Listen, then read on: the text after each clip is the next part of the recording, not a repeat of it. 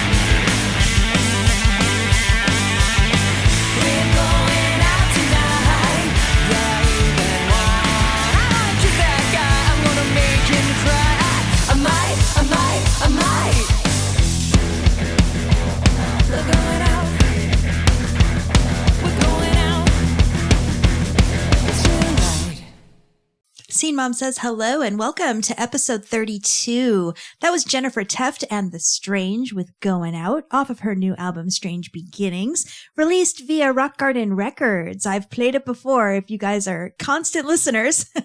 She has a video actually coming out for the song this Friday, the 27th, and fans collaborated on it. So make sure you check that out over on YouTube. And of course, I will have a link in the show notes. Hope everyone had a good week. Yesterday, I was a judge for the Otter River Pub Songwriters Contest, which I told you about last week. What a great time and so much amazing talent. Got more chicken wings too. Follow Soundbites and Open Mics on all of the socials. Franco always has some great things going on around Massachusetts, and you are always introduced to new music. I'm also very excited because my daughters are coming out for a visit for a long weekend. It's funny the way this trip came about. My older daughter asked when places shut down for the season because she wants to get a lobster roll. That's right. The trip was planned around food. Well, we plan on getting those lobster rolls as well as taking them to Salem, which will be a perfect weekend before the entire month of October is packed with tourists. So just perfect weekend for them to come out. We're going to do a little leaf peeping too. So on to this episode. This week I have an interview for you with my good friend, musician, and Recording Academy advocate, KZ from Phoenix band The Bellwethers.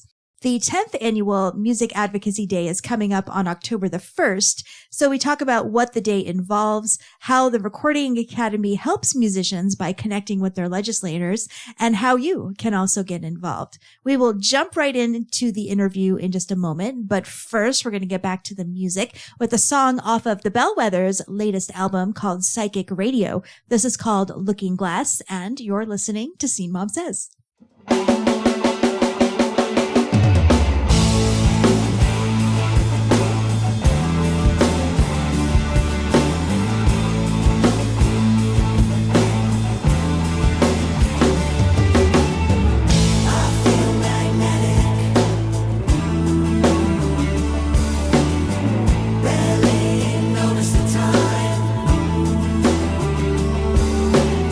Shadows of memories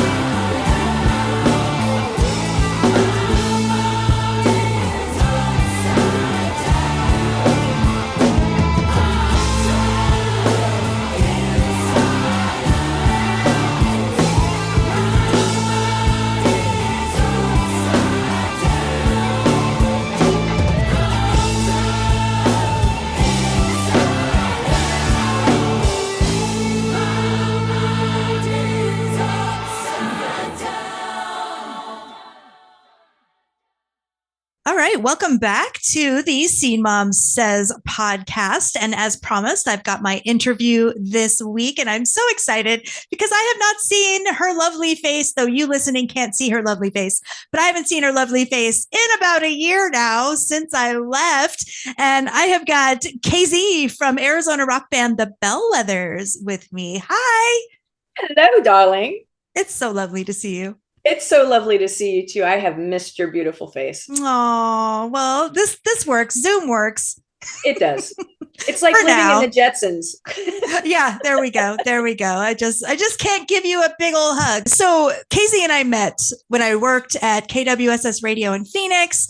I started playing music from the Bellwethers, and I still remember the video you shot the very first time I played the Bellwethers on my show. You were so excited. I was. And you also played our side project, Black Rabbits, too. That's right. Anytime you aired our songs, I was like a kid in a candy store. You know, it's cool to hear your music getting spread to listeners. Oh, definitely. And it's cool to play it. I mean, I love it. I mean, it gives me a jolt to see how excited artists are. But since then, I haven't been able to shake you. So, happy to be. No, we have become good friends over the years. So I'm just tickled to know you. And I'm so excited to talk about Music Advocacy Day, which is happening on October the 1st. But before we get to that, let's get a little background, because what Music Advocacy Day stems from is the Recording Academy, which for those who don't know, they are part of the Grammys. So Grammy Awards, the Recording Academy, they vote, and that's how all that comes. That's my little cliff notes there on how it all works.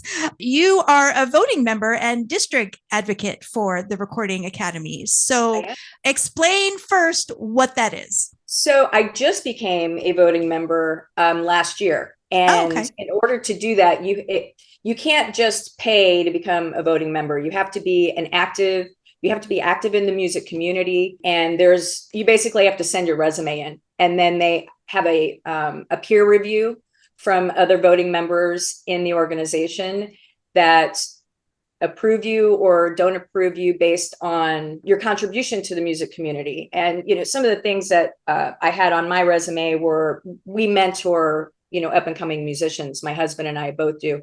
My husband actually does songwriting workshops with youth. I originally got into the Recording Academy about 6 years ago, I want to say. 6-7 years ago. And we had launched our record label in 2015.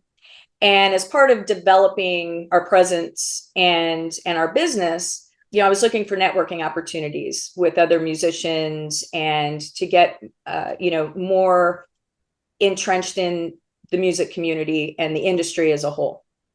And so the first organization I looked at was the Recording Academy. So I became a professional member 6 years ago. And then I just, as time went on and the advocacy role came up, I jumped on that, because the whole purpose of the district advocates is for us to go and talk to our district legislators about the music policies and issues that are important to us.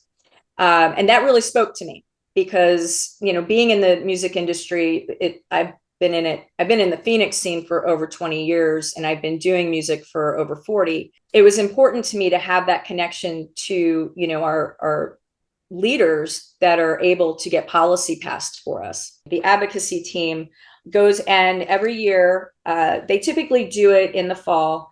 They connect us with our local legislators. So we'll be meeting with the teams from Mark Kelly's office, Greg Stanton's office, and Kirsten Sinema's office this year. So how does it basically work? That day is kind of given for the legislators and advocates to meet, and you go down to the state capitol? How does this happen? There's organizers that actually put this, and team leads together that put this together for the advocates. I have a call with the Recording Academy on Monday, the 23rd, for us to really walk through what's going to happen on October 1st. In the past, pre-COVID, we were actually going to their offices, their local offices, and talking with their team members in person. After the pandemic, even for last year, we were doing Zoom calls with the teams, but they're video calls. So we're still getting face-to-face conversations with them.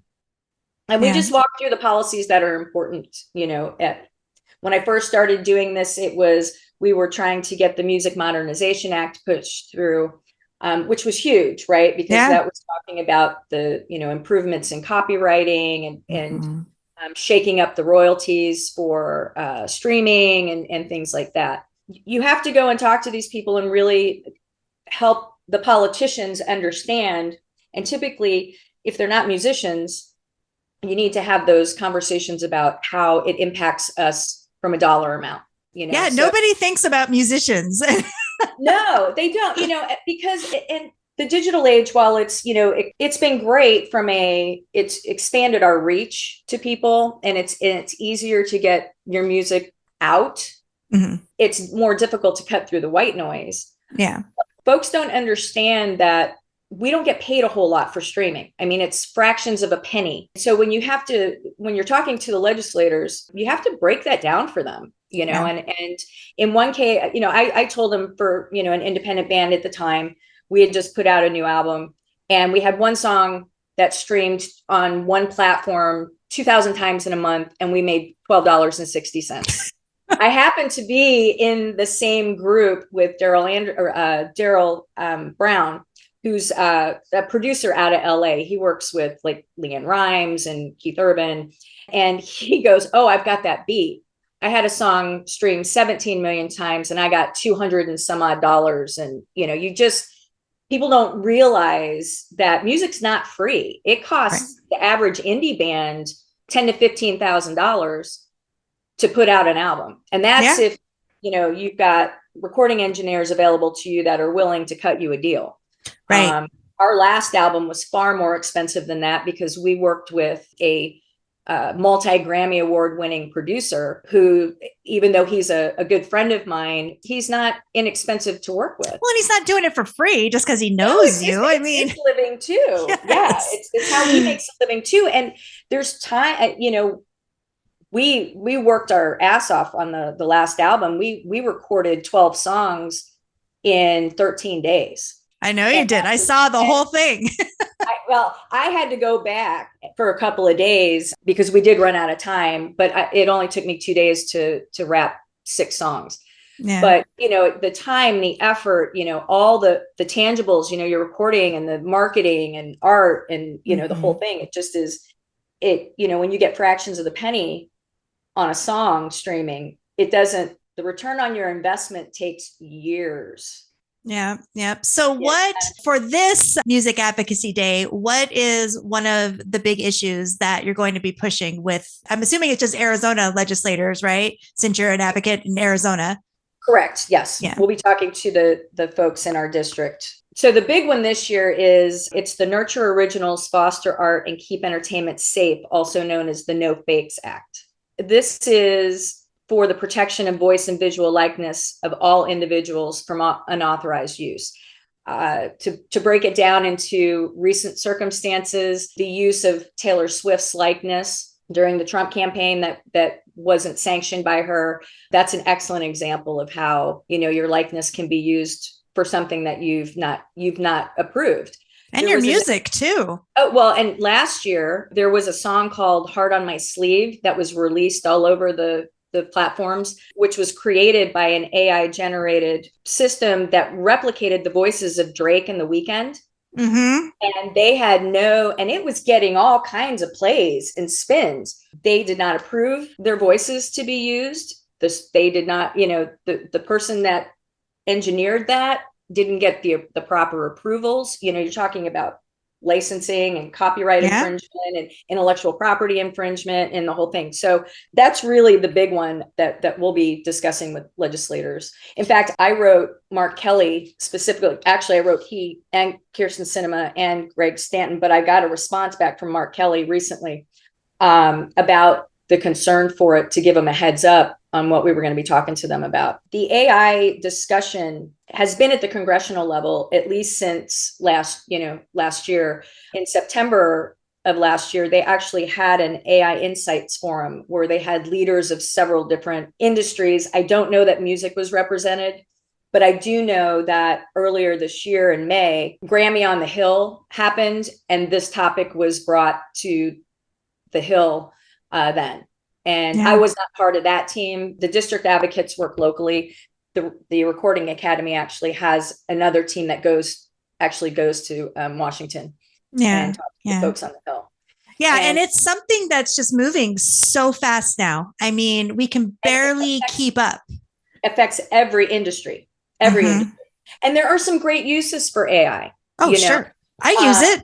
I do as well. When I'm having to do daily postings and doing content, and I'm having a brain fart on what something interesting or engaging would be, I'll go in and put something in and I'll tinker with it. It's a jump point for me, right? And then I'll tailor it to my own voice. Yeah. But you can generate damn near real images that look like photographs of people. It's scary. Sound of people's voices just by going in and they just scoop files off the internet. Yep. And put their algorithms together and their keywords. And so it definitely needs to be regulated. Yeah, for sure. I use it in writing and some graphics, but not a lot of graphics, but mostly in writing when I know the things that I'm not as good at writing. Like I can write short content till the cows come home. I am great at that. Thank you, Twitter, when it was Twitter and awesome. But I used it to help me write a press release because I get a little wordy and, in a press release, you have to be very to the point. There's a certain format for it. So I punched in all the things that I wanted to say. And I said to ChatGPT, I said, turn this into a press release. And then I went in and tweaked it, but it gave me the format that I needed. And that's why I like using it, because it helps me with those things. Or if I have something where I do need to, I just said I was good at short form, but if I have a bio and I'm like, oh, I need this to be 200 characters. Well, crap, So it's fantastic for that kind of stuff. It's where you get into the likeness and the recreation of people's actual voices. Artists are already struggling to try and make money, especially independent artists like us. Oh, yeah. Because we're self-funded. It's difficult enough to try and make the return on your investment in music. We don't need people stealing our voices or our likenesses, capitalizing on that. And I don't care if you are an indie artist or you are a Taylor Swift. I'm sorry, your work is your work. Exactly. Do not steal it. It's our babies. Our intellectual property is just like any other commodity, right? It's just like any product that you would buy on the grocery shelf or at a retail store. It's intangible. You're just listening to it, but it still takes money to create it. It still takes blood, sweat, and tears to create it. Yeah. And it's an emotional product. You're very attached to it, make you feel something, but it's also that person's, life experience that they're sharing, with other people. So yeah. And that doesn't need to be taken from you. No. Yeah. So we're going to be meeting on October 1st. Happens to be the 10-year anniversary of. Yeah. Used to be called District Advocate Day. It's now been changed to Music Advocacy Day. That's nice. It's more inclusive. I like that. Just covers everything. So we'll find out Monday if we're doing these in person or if we're going to be doing Zoom calls again. But it'll be myself and a few other members. I'm not sure who it'll be this year. Connor Chi. Do you know Connor Chi? I don't. No. He's part of the Recording Academy. He's here in Phoenix. He's an amazing composer, piano composer, and does a lot of indigenous music, and a fantastic guy. He and I tend to get put on the same team a lot. We were on a team last year together. So it'll be myself, probably him, and I'm not sure who else will be on the team. We're still waiting to hear all of that, but we'll go in as a united front and speak to, we don't always get to actually speak to the actual congressional member. Sometimes you might get their people. Yeah. But I'll tell you what, a couple of years ago when we were doing the in-person teams that we dealt with, for Martha McSally's team and Greg Stanton's team, they were very engaged and very open, and really, really felt the urgency on getting these bills passed. Yeah, like you said, we're a business just like, and you just posted today about how musicians are small businesses. And I've been saying that since I started my business. It's like, as much as you are creative and an artist, you have to look at what you are doing as your business and you have to treat it as such. And there's a balance there, but you know, what you can't do on the business end, there are resources and help available to you to get that done. And then you have things like these advocacy days and the recording academy. What can we, as people who are not advocates, is there anything we can do on that day to help? You know, what's the best way to spread the word? The best way to spread the word is to contact your legislators. And Grammy, the recordingacademy.com has a lot of great resources for people to go in and see what they can do. They can follow me, KZ Sienna, on the socials. I'm always posting links for people to get involved and write on their behalf, because I'm sure they're getting tired of seeing my name, you know, on these letters. Oh, it's that KZ again. I write them pretty regularly. And you should. Thank you.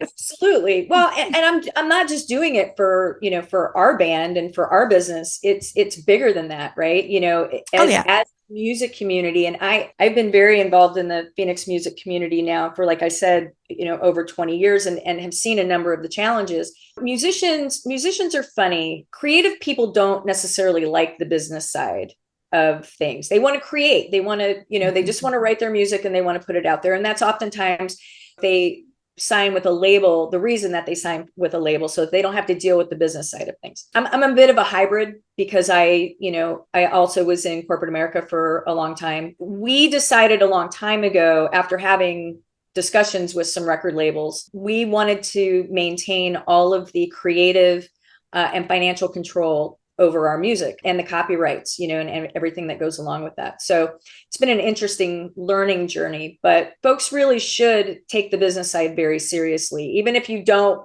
want to start your own LLC, you should never give the keys of the kingdom to anybody without understanding what you're handing over to them.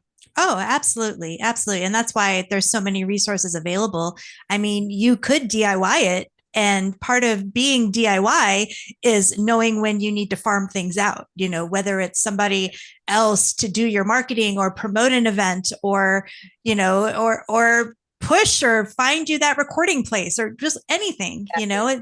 We all have our strengths, and some artists like you can be a hybrid, but some are just like, and you see it. You and I spend enough time online and working with musicians. You can see the ones who are more on the creative side.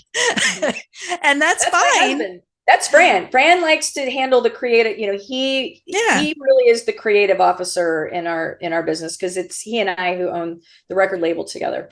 And he, you know, me handling the business side. I still do writing. I'm a lyricist in the band, but he actually creates melody. He can write music, you know, so it allows him to focus on the part that he loves to do. You know, nobody loves to do the bookkeeping. Nobody loves to make sure the band room rent is getting paid. But it's got to get done. It's got to get done. And I'd rather know what's going on and know where every penny is going. But, and that was another reason why I was motivated to join the Recording Academy several years ago, was they offer so many networking opportunities, educational resources. It connects you with other musicians that are in it for, you know, the business side too. I've met some wonderful people around the state, you know, from doing this as well. You know, in concert, we work together, no pun intended, to raise the issues that are important to us as constituents, but also as musicians. Yeah. And it just helps everybody, no matter what you are creatively or business side or whatever. It helps every musician in the long run. So everyone should, I mean, we can all be advocates, even though we're not an official advocate, right? Exactly. I can also send you a link, Danny, if you want to. I'll get all the links so that I can put it in my show notes for this and everything. Okay. Absolutely. So you can also participate in Music Advocacy Day, even if it's just sending a letter or an email, or, you know, posting on your socials about the importance. And that helps spread the word. Every little thing helps spread the word. It does. And the Recording Academy makes it easy because they have a template that already has the verbiage about the topic that we're trying to motivate our congressional members to pass legislation on.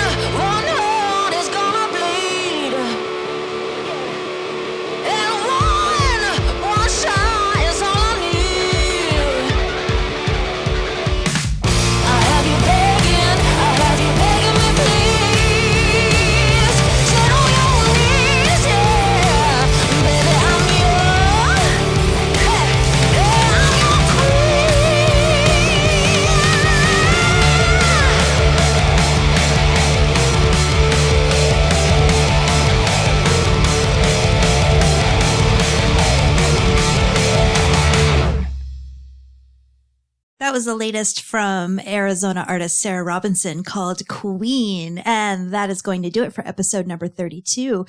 Told you it was a shorter show this week. And of course, I will have links to all the music and info about Music Advocacy Day in the show notes. And if you like what you hear, please share the love with friends. You can send any feedback, suggestions, and music to scenemomsays@gmail.com. Thanks as always for listening, and you'll hear me again soon.